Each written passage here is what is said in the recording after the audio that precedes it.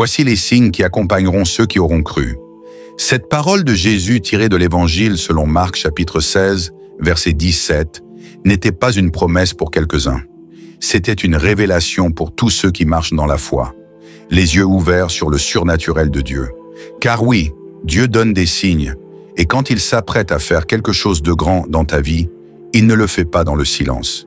Il parle, il prépare, il aligne, et il te montre à travers des signes invisibles aux yeux du monde qu'il est en train de bouleverser ta destinée. As-tu déjà ressenti qu'un changement venait sans pouvoir l'expliquer? As-tu déjà vu des choses s'éloigner, des liens se briser, des opportunités s'ouvrir ou se fermer sans raison? Ce ne sont pas des hasards, ce sont des signes, des marques de la main de Dieu sur ta trajectoire. Dans ce message, je vais te révéler 10 signes puissants que Dieu t'envoie lorsqu'il prépare une bénédiction que tu n'imagines même pas. Reste bien jusqu'à la fin, car je te partagerai aussi une prière spéciale pour que tu sois prêt à accueillir cette visitation divine. Si ce message résonne en toi, abonne-toi dès maintenant à la chaîne 100% Jésus. Aime cette vidéo et partage-la autour de toi. Et toi, quel signe as-tu déjà vu dans ta vie qui t'a fait comprendre que Dieu préparait quelque chose? Dis-le-moi en commentaire, car ton témoignage peut éclairer quelqu'un d'autre aujourd'hui. Dans toute la Bible, Dieu n'a jamais accompli une grande œuvre sans avoir d'abord envoyé des signes. Avant le déluge, il avertit Noé et lui donna des instructions précises. Avant la naissance de Jésus, une étoile guida les mages jusqu'à la crèche. Avant la libération du peuple hébreu, les 10 plaies d'Égypte furent autant de signes de la main de Dieu. Et aujourd'hui encore, Dieu agit de la même manière. Il est le même hier, aujourd'hui et éternellement. Il parle, il prépare, il avertit. Il utilise des signes pour attirer l'attention de ses enfants, pour les préparer à ce qui vient, pour les avertir d'un changement, pour leur confirmer qu'une saison nouvelle s'approche. Le problème, c'est que beaucoup d'enfants de Dieu ignorent ces signes. Ils les interprètent comme des perturbations, des pertes, des échecs. Alors qu'en réalité, ce sont des appels divins à s'aligner avec sa volonté. Dans le livre du prophète Ésaïe, chapitre 43, verset 19, Dieu dit « Voici, je vais faire une chose nouvelle sur le point d'arriver, ne la connaîtrez-vous pas ?» Cette parole est une interpellation. Dieu agit. Mais percevras-tu ce qu'il est en train de faire? Reconnaîtras-tu les signes de sa main dans ta vie? Comprendras-tu que derrière chaque changement, chaque inconfort, chaque silence, il y a peut-être une bénédiction en gestation? Aujourd'hui, tu vas découvrir les signes que Dieu place sur le chemin de ceux qu'il est sur le point d'élever. Et si tu ouvres ton cœur, ces signes deviendront pour toi des repères prophétiques, des témoins silencieux de sa présence active dans ta vie. Avant d'agir visiblement, Dieu agit silencieusement. Et avant d'agir silencieusement, il envoie des signes. Si tu ne les discernes pas, tu risques de passer à côté de la saison la plus importante de ta vie. Mais si tu ouvres tes yeux spirituels, tu verras clairement que Dieu est déjà en mouvement. Voici 10 signes prophétiques à ne pas ignorer. Le premier signe que tu dois discerner, le détachement soudain. Quand Dieu prépare une grande bénédiction, il commence souvent par te détacher, pas brutalement, mais de manière mystérieuse. Tu sens que certaines relations se distendent. Tu n'as plus les mêmes conversations. Des lieux qui t'étaient de familiers deviennent pesants. Des habitudes tombent sans explication et tu ne sais pas pourquoi. Mais tu sens que tu dois t'éloigner. Ce détachement ne vient pas de l'ennui ou de la fatigue, il vient du ciel. C'est Dieu qui retire ta paix de certains endroits pour mieux la placer ailleurs. Il est en train de purifier ton environnement et cela peut être douloureux car tu as aimé certaines de ces personnes. Tu as investi du temps dans ces choses, mais Dieu sait ce que tu ne vois pas. Et pour te faire entrer dans la prochaine saison, il doit t'en détacher. Regarde Abraham, il a été appelé à quitter son pays, sa patrie, sa maison, et il n'avait aucune idée de ce que Dieu préparait. Il avait simplement un signe, le détachement. Si tu ressens cela, ne résiste pas. Ne t'accroche pas à ce que Dieu est en train de retirer, car ce que tu perds aujourd'hui prépare ce que tu ne pourrais pas contenir sans ce vide. Dieu crée de l'espace pour sa bénédiction. Laisse partir ce qu'il enlève. Ce n'est pas un vol, c'est une bénédiction en gestation. Le deuxième signe que tu dois discerner, l'agitation intérieure inexpliquée. Tu te réveilles un matin et tout ce qui te semblait normal la veille te paraît soudainement insuffisant. Tu n'as pas de problème apparent. Personne ne t'a offensé, mais tu es agité. Comme si ton âme ne trouvait plus de repos là où elle se reposait avant. Tu regardes autour de toi et rien n'a changé.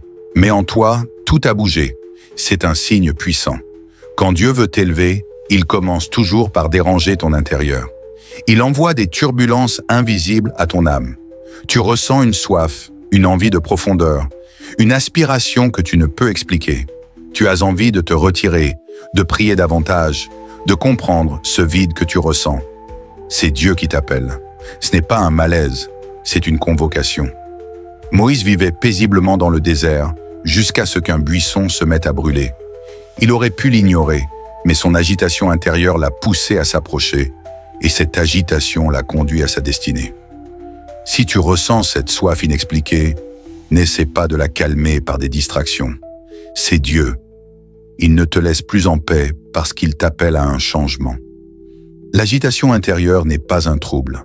C'est souvent le prélude d'un appel. Écoute-la, suis-la et tu verras ce que Dieu prépare. Le troisième signe que tu dois discerner, la fermeture répétée de certaines portes. Tu as tout fait pour que cela marche. Tu as prié, tu as insisté, tu as persévéré. Mais cette porte reste fermée et même celle qui semblait s'ouvrir se referme brutalement. C'est un signe. Quand Dieu t'empêche d'entrer, ce n'est pas pour te punir, c'est pour te protéger. Il sait ce qui t'attend derrière cette porte. Il connaît les dangers invisibles, les retards déguisés, les bénédictions empoisonnées, et parfois il t'aime trop pour te laisser passer. Dans le livre des Actes, Paul voulait annoncer l'évangile en Asie, mais l'Esprit Saint l'en a empêché. Pourquoi empêcher un apôtre de prêcher? Parce que ce n'était pas le bon lieu ni le bon moment. Plus tard, Dieu l'a conduit en Macédoine, où une grande œuvre l'attendait. Les portes fermées ne sont pas des rejets, ce sont des redirections. Si tu pries avec sincérité et que Dieu ferme une porte, ne lutte pas contre. Bénis-le, car cela signifie qu'il est en train de diriger tes pas vers quelque chose de plus grand, quelque chose que tu n'aurais pas choisi seul. Ce que tu perçois comme une fin peut être le début d'un chemin que seul Dieu connaît. Fais-lui confiance. Il est en train d'aligner ta route avec sa volonté. Le quatrième signe que tu dois discerner, une soif soudaine de prière, de solitude ou de silence. Tout à coup, tu n'as plus envie de parler. Tu cherches la solitude. Tu veux prier même sans mots. Tu veux juste t'asseoir en silence et écouter. C'est un signe que Dieu est tout proche. Le Saint-Esprit attire toujours dans le désert ceux qu'il veut élever. Pas pour les punir, mais pour les façonner. Avant que Jésus ne commence son ministère, il a été conduit dans le désert. Là, il a jeûné, prié, écouté. Ce n'était pas une retraite, c'était une préparation. Et cette soif que tu ressens, ce besoin de t'isoler, c'est Dieu qui t'invite dans le lieu secret. Ne méprise pas cette saison, c'est là qu'il parle clairement. C'est là qu'il purifie, c'est là qu'il révèle. Quand tu ressens ce besoin de prière et de silence, obéis, éteins ton téléphone, annule ce rendez-vous, va dans un lieu calme et attends. Car ce que Dieu te dira dans le silence changera ta vie dans le bruit. Ce n'est pas une perte de temps, c'est une sanctification. Dieu prépare une bénédiction et il veut que ton cœur soit prêt à la recevoir. Le cinquième signe que tu dois discerner, des attaques spirituelles inhabituelles. Tu étais stable, en paix, et soudain tout s'agite. Tu fais face à des combats que tu n'avais jamais connus. Dans ta maison, dans ton esprit, dans ton entourage, tout semble se lever contre toi. Tu pries, mais les choses empirent. Ce n'est pas un abandon Dieu, c'est un signe que quelque chose d'énorme approche. Avant que Job ne reçoive le double de ce qu'il avait perdu, il a été attaqué violemment. Pas parce qu'il était faible, mais parce qu'il était sur le point de vivre une restauration surnaturelle. L'ennemi attaque toujours le plus fort quand il sent que sa position est menacée. Si tu es attaqué dans tous les domaines à la fois, c'est peut-être que ta percée est proche. Ne recule pas, ne doute pas, ne renonce pas. Tiens bon, loue Dieu au milieu de la tempête. Car ces attaques ne sont pas un signe que Dieu t'a oublié, mais qu'il est en train d'ébranler l'enfer pour faire éclater sa gloire dans ta vie. Plus les ténèbres se déchaînent, plus la lumière est proche. Tiens-toi ferme, car Dieu ne t'a pas amené jusqu'ici pour t'abandonner. Si tu t'es reconnu dans l'un de ces signes, alors tu es peut-être à l'aube de quelque chose que Dieu prépare pour toi. Laisse un commentaire pour témoigner du signe que tu vis actuellement, car ton histoire peut réveiller la foi de quelqu'un. Et si tu veux recevoir chaque semaine un message comme celui-ci, abonne-toi maintenant à 100% Jésus et aime cette vidéo pour que l'algorithme continue à la diffuser à ceux qui en ont besoin. Le 6e signe que tu dois discerner, une paix surnaturelle dans le chaos. Tout va mal autour de toi, mais en toi c'est calme. Tu devrais être stressé, inquiet, affolé. Mais non, tu as une paix qui ne vient pas de toi. C'est un signe, c'est le Saint-Esprit qui te garde. Cette paix, selon Philippiens chapitre 4 verset 7, surpasse toute intelligence.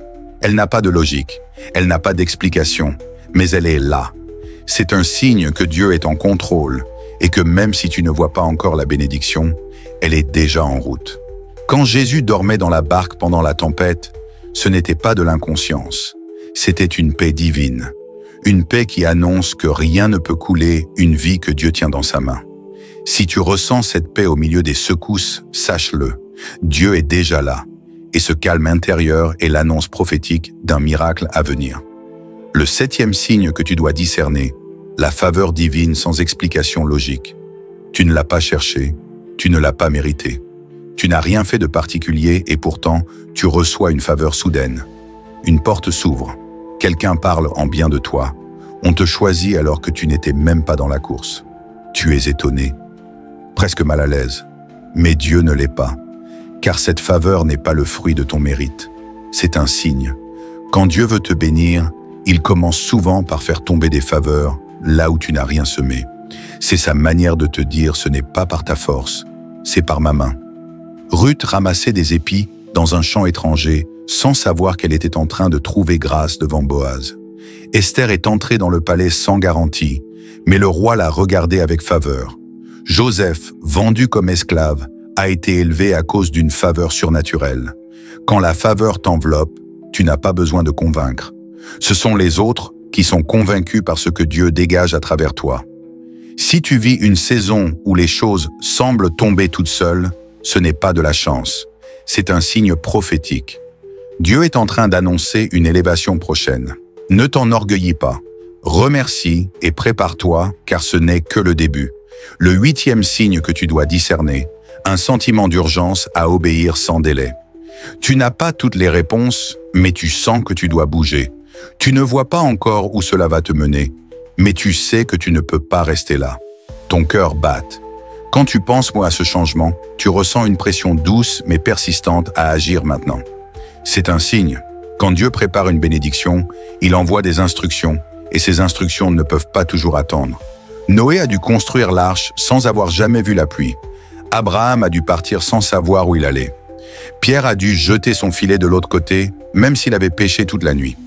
Quand Dieu te donne une parole, c'est qu'un moment prophétique est en cours et le retard dans l'obéissance peut faire manquer une saison. Ce sentiment d'urgence que tu ressens n'est pas de la précipitation, c'est une poussée divine. Dieu sait que la bénédiction est proche et il veut que tu sois prêt à la recevoir. Si tu attends de tout comprendre pour obéir, tu risques de rester bloqué dans la compréhension humaine. Mais si tu obéis dans la foi, tu verras ce que l'intelligence n'aurait jamais pu te révéler. L'obéissance immédiate est un langage spirituel que Dieu comprend mieux que les discours. Si tu ressens cette urgence, réponds. Tu es à un tournant. Le 9e signe que tu dois discerner, des rêves récurrents ou prophétiques. Tu dors, ton esprit reste en éveil. Tu vois des scènes, des symboles, des visages. Tu te réveilles avec une impression profonde et parfois ces rêves reviennent. Parfois ils te laissent t'entroubler, parfois en paix. Mais tu sais qu'ils ne sont pas ordinaires. Ce sont des signes. Dieu parle dans le silence de la nuit. Quand le tumulte du jour ne nous permet plus d'entendre, il utilise les rêves pour avertir, révéler, préparer. Joseph, l'époux de Marie, a reçu en rêve l'instruction de ne pas la répudier, puis celle de fuir en Égypte. Daniel interprétait les songes des rois parce qu'il comprenait le langage prophétique. Et même dans Joël chapitre 2 verset 28, Dieu promet que dans les derniers jours, il parlera par les songes et les visions. Si tu reçois des rêves marquants, ne les néglige pas. Note-les, médite-les, prie à leur sujet. Dieu est peut-être en train de t'indiquer un chemin, de te donner une confirmation ou même de t'avertir d'un piège. Le monde ignore les rêves, mais les enfants de Dieu doivent apprendre à les écouter. Quand les rêves deviennent récurrents, c'est souvent que Dieu insiste. Il te prépare, il t'éduque, Il t'équipe pour une bénédiction que ton esprit doit être prêt à porter. Le 10e signe que tu dois discerner. Un appel intérieur a changé de dimension. Tu n'as pas changé extérieurement. Tu vis toujours au même endroit. Mais en toi, tout est différent. Tu ne supportes plus les conversations futiles. Tu ne peux plus prier comme avant. Tu ressens que ta foi doit aller plus loin. Tu es appelé pas par les hommes, mais par une voix intérieure, une conviction que Dieu veut plus de toi et pour toi. Ce signe est souvent le plus fort parce qu'il ne dépend pas des circonstances. Il naît du Saint-Esprit en toi et il ne te lâche pas. Tu regardes les choses comme un aigle qui ne peut plus se contenter de marcher. Tu es prêt à voler, même si tu ne sais pas encore comment déployer tes ailes. Pierre a quitté la barque, non pas parce que Jésus l'a obligé, mais parce que quelque chose en lui savait que c'était le moment. Si tu ressens cet appel, ne l'étouffe pas. C'est un signe que Dieu veut t'élever à une autre dimension spirituelle. Il veut que tu lâches certaines habitudes, que tu abandonnes des raisonnements humains, que tu laisses le confort pour la consécration. Car la bénédiction que Dieu prépare nécessite une stature spirituelle plus grande. Il ne veut pas seulement te bénir, il veut te transformer pour que tu sois capable de porter la bénédiction sans qu'elle ne t'écrase. Si tu ressens cet appel, réponds de tout ton cœur. C'est le moment. Les signes que Dieu t'envoie ne sont jamais isolés. Ils s'inscrivent dans un dessein profond, une logique divine que seule la révélation peut dévoiler. Car derrière chaque signe visible, il y a une vérité cachée, un principe céleste en action.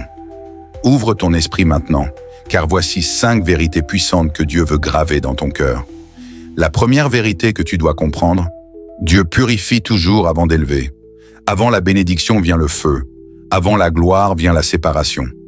C'est un principe immuable du royaume de Dieu. Tu ne peux pas entrer dans ta saison de destinée avec les impuretés de ta saison passée. Dieu le sait. Et c'est pour cela que lorsque tu sens que quelque chose d'inattendu s'éloigne de toi, lorsque tu perds certains liens, certaines habitudes, certains appuis, ce n'est pas forcément parce que tu as échoué.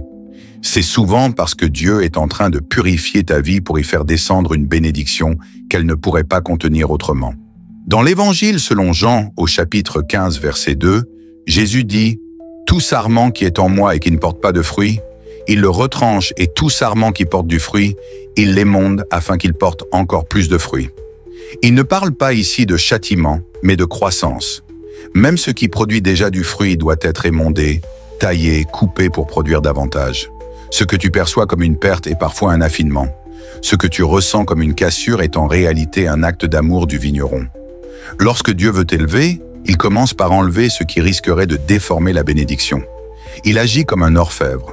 Il passe ton cœur au feu, pas pour te détruire, mais pour faire fondre les scories. Il purifie tes intentions, il creuse ton caractère.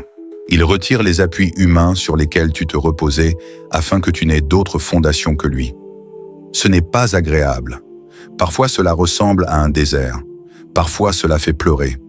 Mais ce n'est pas la fin, c'est la préparation. Dieu ne veut pas seulement te bénir, il veut que tu sois capable de porter la bénédiction sans qu'elle ne te fasse tomber. Et cela demande une purification intérieure. Ne méprise donc pas les saisons où Dieu taille dans ta vie.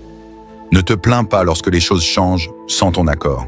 Car si tu savais ce qu'il est en train de préparer, tu bénirais même les douleurs de ton dépouillement. Le feu de Dieu n'est pas là pour te brûler. Il est là pour révéler l'or que tu ignores encore porté en toi. Si tu traverses une période de séparation, de retrait, de dépouillement, lève les yeux. C'est peut-être que l'élévation approche. Car dans le royaume de Dieu, celui qui est abaissé dans l'humilité est souvent celui que Dieu est en train de positionner pour une gloire qu'aucun homme ne pourra empêcher. La deuxième vérité que tu dois comprendre, Dieu teste la fidélité dans les petites choses avant de confier les grandes. Le ciel observe ce que la terre méprise. Ce que tu vis aujourd'hui dans le secret, dans l'ombre, dans les choses ordinaires n'est pas inutile. Car Dieu regarde toujours comment tu gères le peu avant de te confier l'abondance. C'est une loi spirituelle, une réalité que beaucoup ignorent parce qu'ils attendent que la bénédiction apparaisse pour s'appliquer à marcher droit. Mais Dieu ne fonctionne pas ainsi. Il t'observe déjà, il te teste déjà.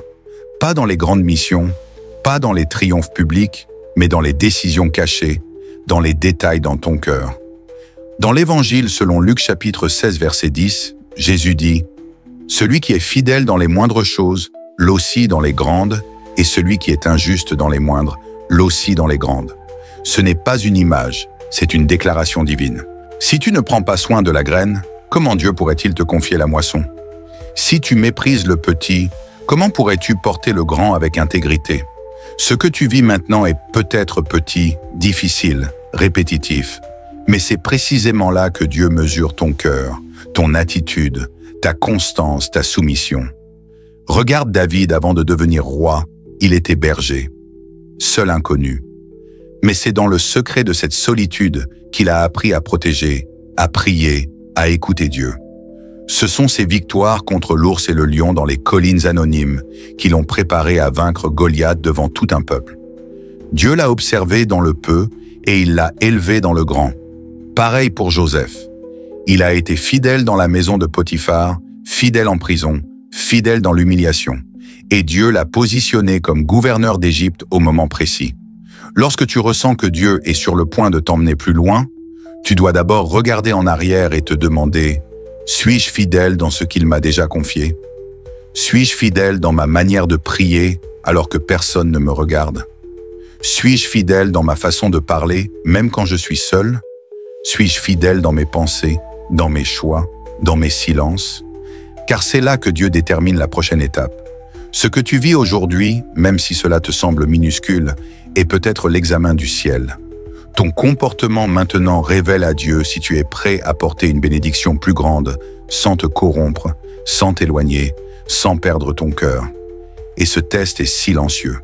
Il ne s'annonce pas, il se vit. Alors, ne minimise jamais une saison humble. Ne méprise jamais une tâche qui te paraît sans gloire, car c'est peut-être là que Dieu est en train de peser ton âme et de décréter ton élévation. Si tu veux voir la grandeur, honore déjà le peu. Car dans le royaume de Dieu, la fidélité dans l'ombre ouvre les portes de la lumière et la consécration dans le quotidien attire les miracles les plus surnaturels. Tu n'as pas besoin d'attendre demain pour être fidèle. Commence aujourd'hui là où tu es. Dieu regarde et il n'oubliera rien. La troisième vérité que tu dois comprendre, Dieu cache sa gloire dans des circonstances ordinaires. Quand on pense à la gloire de Dieu, on imagine souvent le spectaculaire, le visible, le bouleversant. Mais dans la réalité spirituelle, la gloire de Dieu se manifeste le plus puissamment là où personne ne la cherche. Elle se déploie souvent dans des circonstances qui semblent banales, faibles ou insignifiantes. Car Dieu ne cherche pas à impressionner, il cherche à transformer. Et pour cela, il se voile parfois dans la simplicité. Ce que beaucoup ignorent, c'est que Dieu agit souvent sans bruit. Il cache sa main dans les événements quotidiens. Il utilise l'ordinaire pour y déposer l'extraordinaire. Regarde l'histoire de Jésus. Le Sauveur du monde n'est pas né dans un palais mais dans une étable. Ce n'est pas dans le temple qu'il est apparu mais dans un lieu sale, silencieux, ignoré. Et pourtant, le ciel tout entier observait cet instant comme l'accomplissement le plus glorieux de l'histoire. Dieu se cache toujours là où on ne l'attend pas. Il a choisi Moïse dans le désert. Il a appelé Gédéon alors qu'il se cachait. Il a oint David alors qu'il n'était même pas invité au repas. Et aujourd'hui encore, Dieu agit selon ce principe. Ce que tu vis peut te sembler sans importance. Ta routine peut te paraître vide, mais si Dieu est en toi, alors même le silence peut devenir prophétique, même la répétition peut devenir divine. Il faut des yeux spirituels pour voir Dieu là où les autres ne voient que la poussière. Il faut un cœur pur pour discerner la voix de Dieu dans un quotidien qui semble figé. Car c'est dans l'ordinaire que Dieu te teste. C'est là qu'il sème les graines de la gloire à venir. Tu n'auras pas toujours des signes spectaculaires, mais tu auras des moments simples remplis d'une paix qui ne vient pas de ce monde, d'un mot qui te parle plus que 1000 sermons, d'un geste, d'une coïncidence qui n'en est pas une. Et si tu apprends à honorer ces moments, tu comprendras que Dieu n'est jamais absent. Il est juste discret et son silence n'est pas vide. Il est sacré.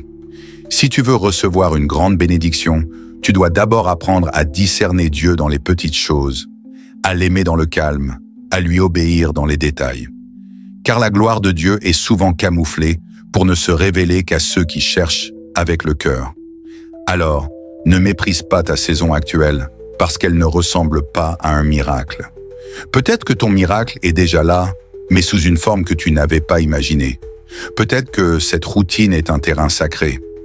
Peut-être que ce travail, cette famille, cette prière répétitive, ces combats silencieux sont en fait le lieu où Dieu dépose lentement mais sûrement la prochaine dimension de ta destinée.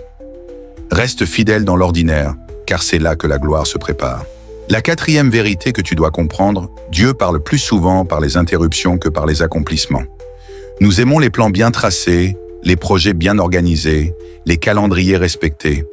Nous rêvons d'une vie spirituelle linéaire, fluide, maîtrisée. Mais Dieu n'est pas un gestionnaire de planning. Il est un maître du kairos, ce temps divin qui interrompt le cours naturel des choses pour y injecter sa volonté souveraine. Et bien souvent, ce n'est pas dans la réalisation parfaite de nos objectifs que Dieu nous parle, mais dans leur interruption brutale. Combien de fois as-tu été dérouté par un événement que tu n'attendais pas?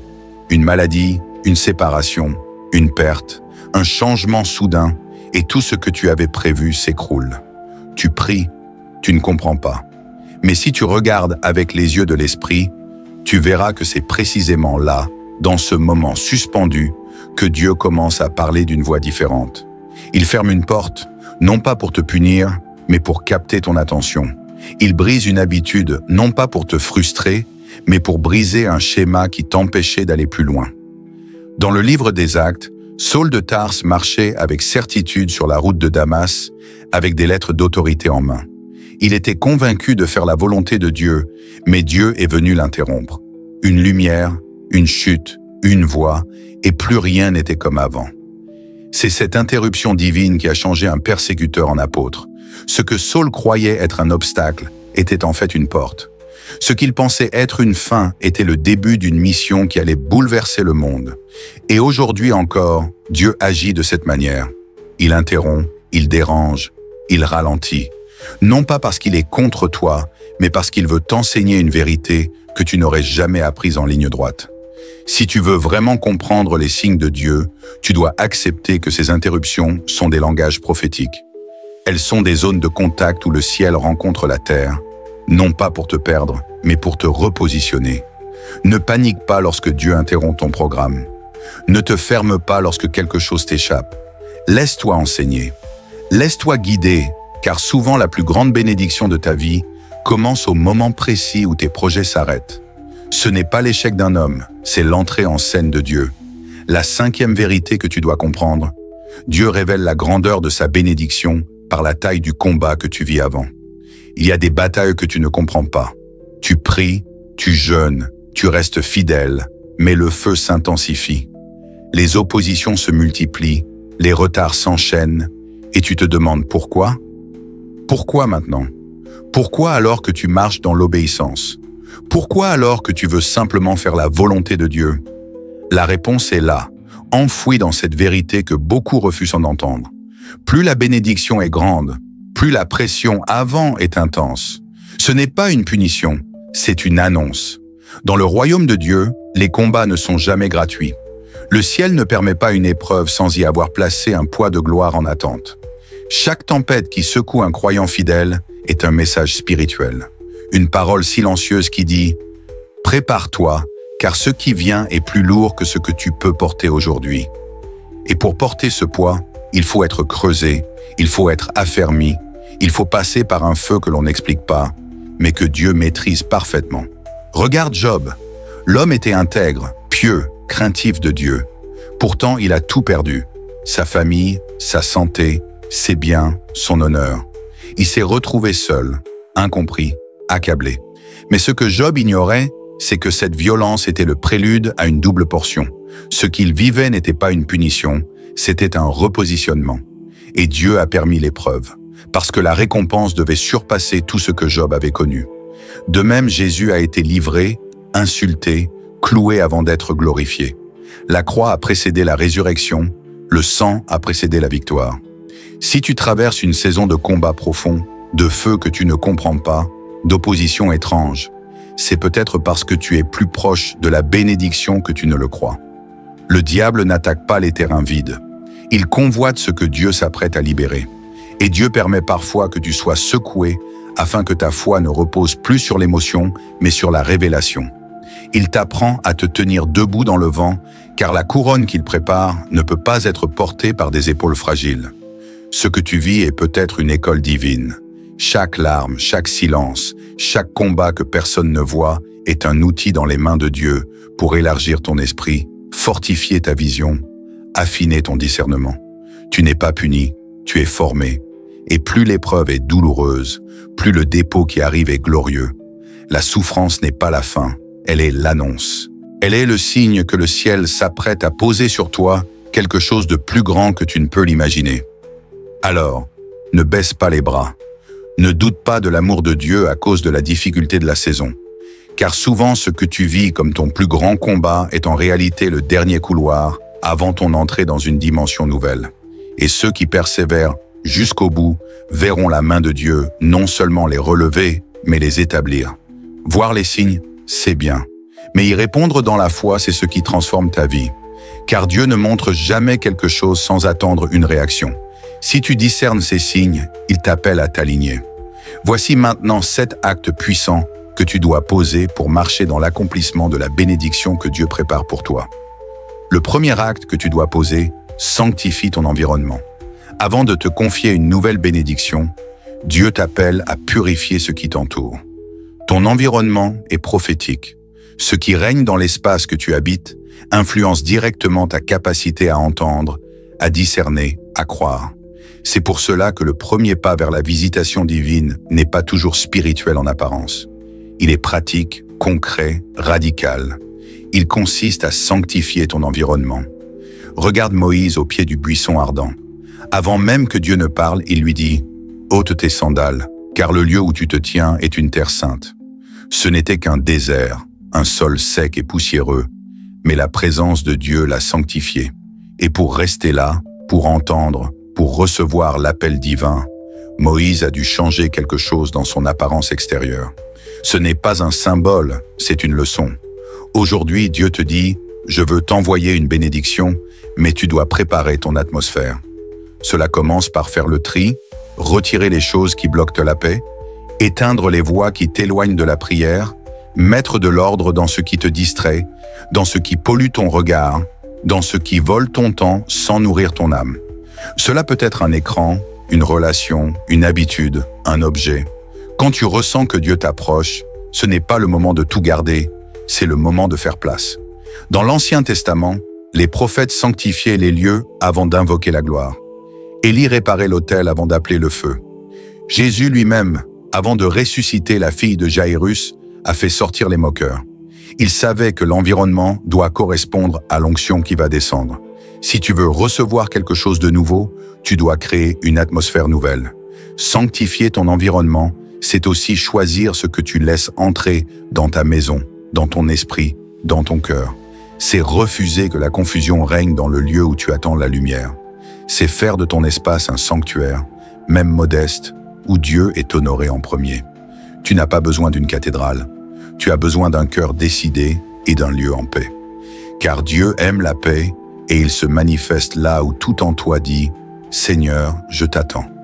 Alors aujourd'hui, pose cet acte prophétique. Purifie ce qui t'entoure. Ce n'est pas un geste banal, c'est une déclaration d'attente. C'est un cri silencieux qui dit à Dieu « Je suis prêt ». Et quand Dieu voit un cœur prêt, il ne tarde pas. Il descend. Sanctifie ton environnement et prépare-toi à entendre sa voix comme jamais auparavant. Le deuxième acte que tu dois poser, embrasse le silence de Dieu. Quand Dieu se tait, ce n'est jamais par absence, c'est souvent par stratégie. Car le silence de Dieu n'est pas vide. Il est rempli de mystères, de poids, de révélations voilées. Il enseigne, il façonne, il dépouille. Et lorsque tu discernes que Dieu prépare quelque chose de grand pour toi, il te faut apprendre à ne pas paniquer devant son silence, mais à l'embrasser comme un espace sacré où sa volonté s'élabore lentement, mais sûrement. Beaucoup de croyants échouent, non pas parce qu'ils n'ont pas entendu Dieu, mais parce qu'ils ont mal réagi à son silence. Ils ont pris son calme pour une absence. Ils ont confondu la pause divine avec un abandon. Et dans la précipitation, ils ont voulu combler ce vide par des décisions humaines, des initiatives charnelles, des compromis dangereux. Mais si tu crois vraiment que Dieu t'a montré des signes, alors tu dois aussi croire qu'il sait quand se taire pour mieux te préparer. Regarde Abraham, Dieu lui a promis un fils. Il lui a parlé avec puissance, avec clarté, mais ensuite silence. Des années sans aucune confirmation, sans voix, sans miracle. Et c'est dans ce silence qu'Abraham a dû continuer à croire, à espérer contre toute espérance, à marcher avec Dieu sans repère extérieur. Et c'est ce type de foi qui ouvre le ciel, une foi qui ne dépend pas du bruit mais de la confiance. Quand Dieu est silencieux, c'est souvent qu'il travaille profondément en toi, autour de toi, dans les autres. Dans les temps, dans les lieux, il assemble les pièces invisibles d'un plan qui te dépasse. Et s'il se tait, c'est parce qu'il veut que tu apprennes à marcher par révélation intérieure, non par agitation extérieure. Le silence est l'école des prophètes. Le désert est le berceau des voix puissantes. C'est là que Dieu façonne ceux qu'il veut envoyer plus loin. Embrasser le silence de Dieu, ce n'est pas rester passif, c'est rester dans la prière, mais sans exigence. C'est lire la parole avec faim, même quand aucun verset ne semble te parler. C'est louer Dieu quand tu n'as aucune émotion. C'est rester fidèle à ton poste, même sans message clair. C'est dire « je ne ressens rien, mais je sais qu'il est là ». Et cette fidélité dans le silence attire l'intervention dans la clarté. Alors aujourd'hui, si Dieu se tait, ne cherche pas à le forcer à parler. Apprends à te taire toi aussi. Écoute plus que tu ne parles. Observe plus que tu ne demandes. Laisse sa paix remplir ce vide apparent, car ce vide est un lieu d'attente. Et ceux qui honorent le silence de Dieu verront sa voix revenir avec plus de force, plus de précision, plus de gloire qu'ils ne l'avaient imaginé. Le troisième acte que tu dois poser, obéis sans tout comprendre. Quand Dieu envoie des signes, il ne t'expliquera pas tout. Il te montrera l'essentiel, mais jamais toute la carte. Il te donnera un mot, pas un plan, une direction, pas une destination détaillée. Et c'est là que beaucoup échouent. Ils veulent tout comprendre avant d'obéir. Ils attendent que les choses fassent sens selon leur logique. Mais Dieu n'est pas limité par ta logique. Il n'agit pas pour satisfaire ton raisonnement, mais pour accomplir sa volonté éternelle. Dans l'Écriture, Dieu agit toujours en révélant une partie, jamais le tout.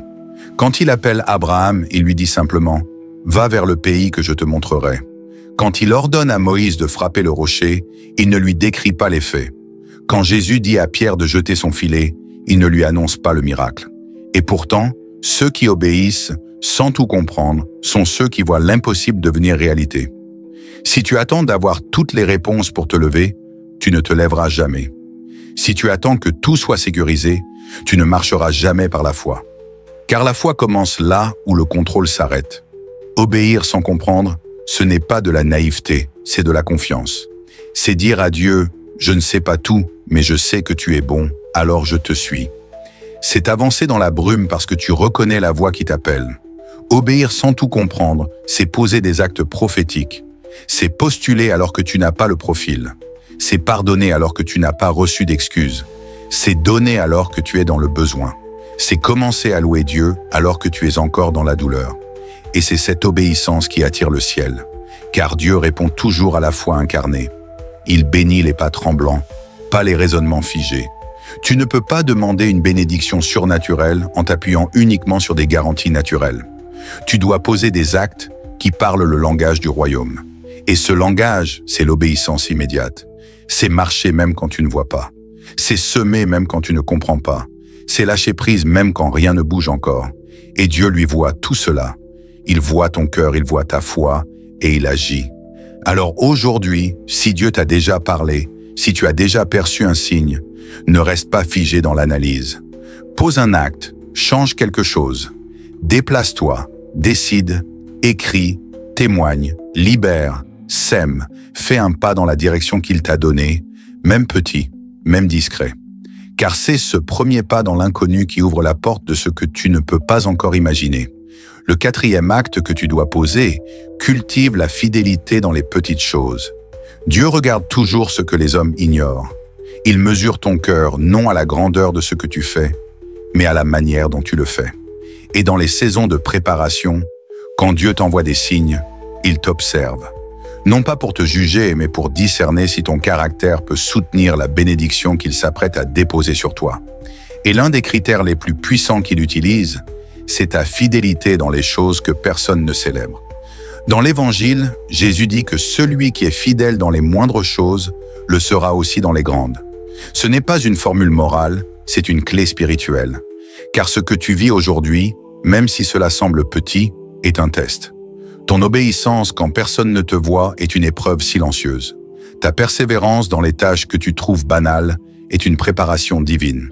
Le ciel pèse l'attitude avant d'élever le ministère. Regarde David. Il n'a pas été choisi roi parce qu'il avait tué un géant.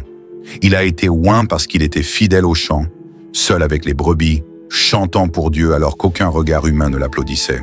Ce que Samuel a vu ce jour-là, Dieu l'avait vu depuis des années. Et c'est toujours ainsi. Dieu regarde ce que tu fais quand personne ne regarde, et il élève ceux qui n'ont pas besoin d'être vus pour être sincères. Être fidèle dans les petites choses, c'est veiller à ton attitude dans ta maison. C'est continuer à prier même quand rien ne change. C'est honorer les engagements sans chercher les applaudissements. C'est travailler avec excellence même quand la tâche semble insignifiante. C'est parler avec grâce même à ceux qui ne t'écoutent pas. Ce sont ces gestes invisibles aux yeux du monde qui provoquent les percées visibles aux yeux de tous. Dieu ne te confiera pas de grandes choses tant que tu ne traites pas les petites comme si elles étaient grandes. Car ce n'est pas la taille de la mission qui révèle la grandeur du cœur, c'est la manière dont tu la vis. Si tu traites avec négligence ce que Dieu t'a confié maintenant, tu montres que tu n'es pas prêt pour ce qui vient d'ensuite. Mais si tu l'honores avec respect, avec constance, avec foi, alors tu bâtis une fondation solide sur laquelle Dieu pourra déposer plus. Alors aujourd'hui, arrête de mépriser ta saison actuelle. Regarde-la comme un champ d'entraînement céleste. Chaque action fidèle est une pierre ajoutée à ton appel futur. Ce que tu fais dans le secret prépare ce que Dieu fera dans la lumière. Sois fidèle là où tu es, et Dieu t'ouvrira là où tu n'as même pas encore osé rêver.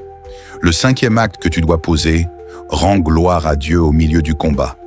Quand tu discernes les signes que Dieu prépare quelque chose de grand, tu dois apprendre à le glorifier avant même que cela n'arrive. Ce n'est pas naturel.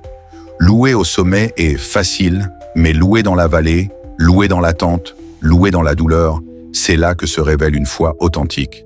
Et c'est ce type de louange qui attire le ciel, qui déplace les murs invisibles, qui ouvre les portes scellées. Trop souvent, les croyants attendent un devoir pour remercier. Mais dans le royaume de Dieu, c'est l'inverse. Tu rends gloire et ensuite tu vois. Tu déclares et ensuite tu reçois. C'est ainsi que Dieu agit parce que la louange au milieu du combat est une démonstration de confiance totale. Elle dit « Je ne comprends pas tout, mais je sais qui tu es ». Elle dit « Même si je ne vois rien, je choisis de croire que tu agis ». Regarde Paul et Silas, battus, enchaînés, enfermés dans une prison. Rien n'annonçait la libération. Rien ne laissait penser que Dieu allait intervenir. Et pourtant, ils ont loué dans la douleur, dans le noir.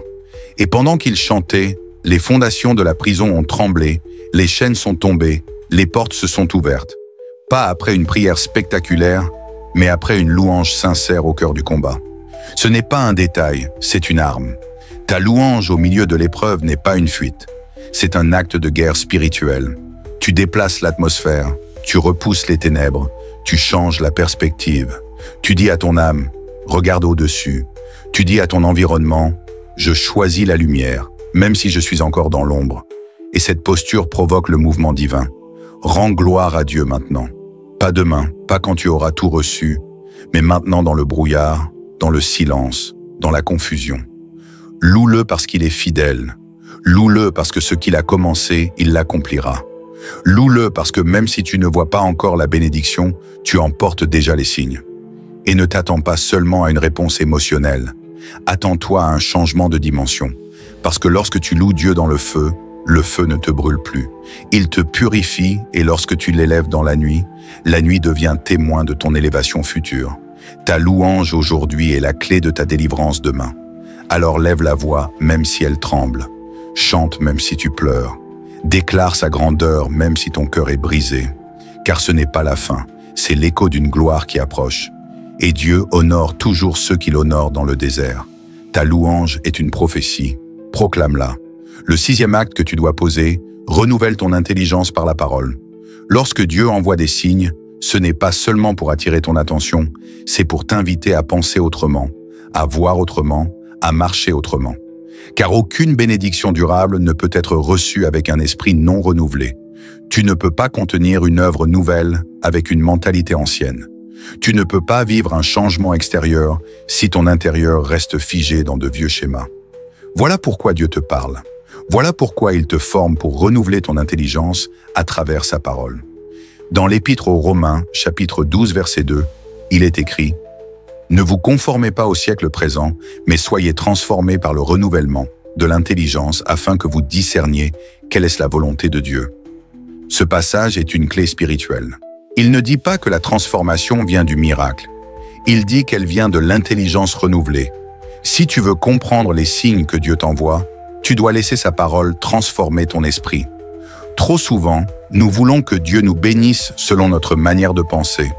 Mais le ciel n'agit pas selon la logique humaine. Il agit selon ses desseins éternels. Et pour les comprendre, il faut se nourrir des Écritures. Pas de manière religieuse, mais de manière vivante. Lire non pour cocher une case, mais pour recevoir une révélation. Méditer non pour accumuler des versets, mais pour être changé à l'intérieur. Renouveler ton intelligence, c'est prendre chaque pensée captive et l'aligner à la vérité de Dieu. C'est remplacer la peur par la foi, le doute par la promesse, la culpabilité par la grâce, l'impatience par l'espérance. C'est réapprendre à penser comme un fils et non comme un esclave. C'est refuser les mensonges de l'ennemi qui te disent que tu n'es pas prêt, pas digne, pas capable. C'est proclamer que si Dieu t'envoie des signes, c'est parce qu'il a confiance dans ce qu'il a déposé en toi. Pour cela, ouvre la Bible chaque jour, pas comme un rituel, mais comme une rencontre. Demande au Saint-Esprit de t'éclairer. Prends un verset et laisse-le résonner dans ta journée. Parle-le, prie-le, écris-le, vis-le. Car la parole de Dieu n'est pas une information, c'est une transformation. Et plus tu l'intègres, plus tu seras capable de discerner avec clarté les temps, les saisons et les chemins que Dieu te trace. Alors aujourd'hui, fais ce choix. Nourris ton esprit de la parole. Laisse-la te façonner. Laisse-la remplacer tes réflexes anciens par une sagesse nouvelle. Car la bénédiction que Dieu prépare pour toi nécessite une mentalité alignée au ciel. Et cette mentalité ne naît pas dans les émotions, mais dans l'Écriture. Lis, médite, proclame et regarde ton intelligence devenir le terrain où Dieu bâtit quelque chose d'éternel. Le 7e acte que tu dois poser, déclare par la foi ce que Dieu prépare. Il y a un moment où voir les signes ne suffit plus. Il faut parler, pas parler pour parler, mais déclarer dans la foi ce que tu crois que Dieu est en train de faire. Non parce que tu le vois, mais parce que tu as discerné sa main. Car dans le royaume de Dieu, ce que tu déclares par la foi prépare ce que tu vas vivre dans le réel. Le monde a été créé par la parole, et Dieu t'a donné une bouche pour collaborer à son œuvre. Ta voix porte un pouvoir que tu ignores souvent. Dans les Proverbes, il est écrit que la mort et la vie sont au pouvoir de la langue.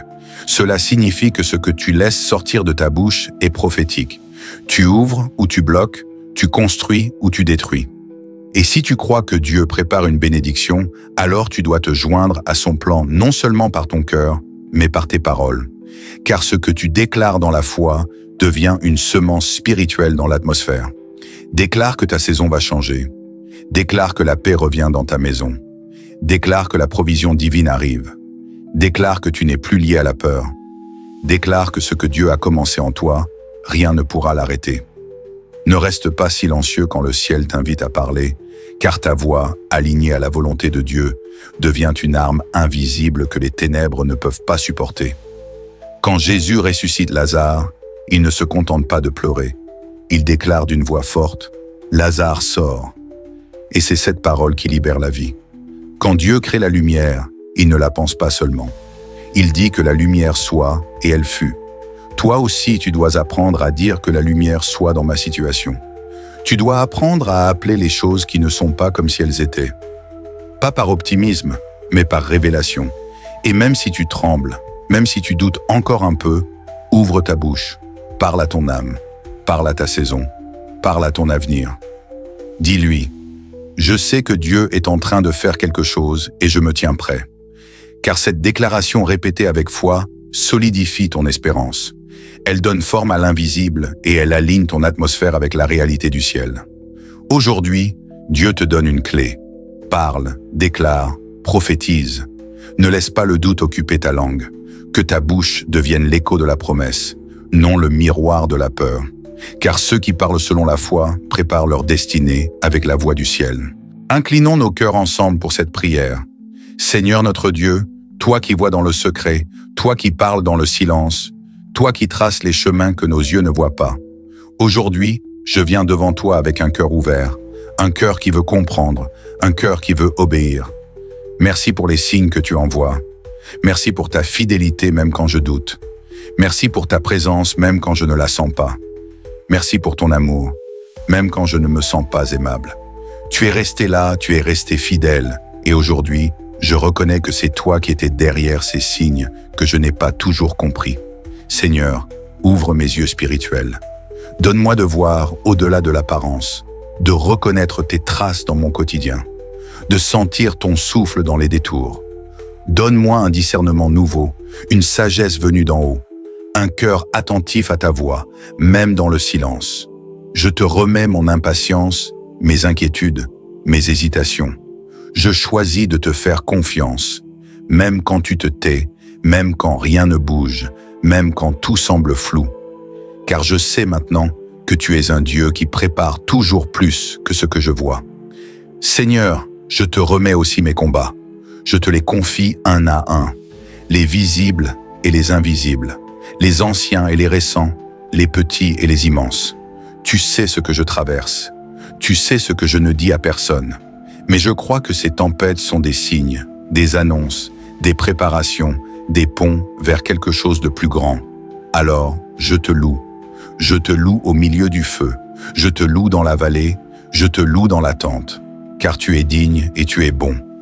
Saint-Esprit, remplis-moi de paix maintenant, d'une paix qui dépasse l'entendement, d'un calme qui ne vient pas des circonstances, mais de ta présence. Règne dans mes pensées, règne dans mes décisions, règne dans ma maison. Que ma vie entière soit un espace où tu es honoré, désiré, obéi. Et enfin, Seigneur, je te prie pour la bénédiction que tu prépares, celle que je n'ai pas encore vue, celle que je n'ose même pas demander, mais que tu as déjà pensée pour moi.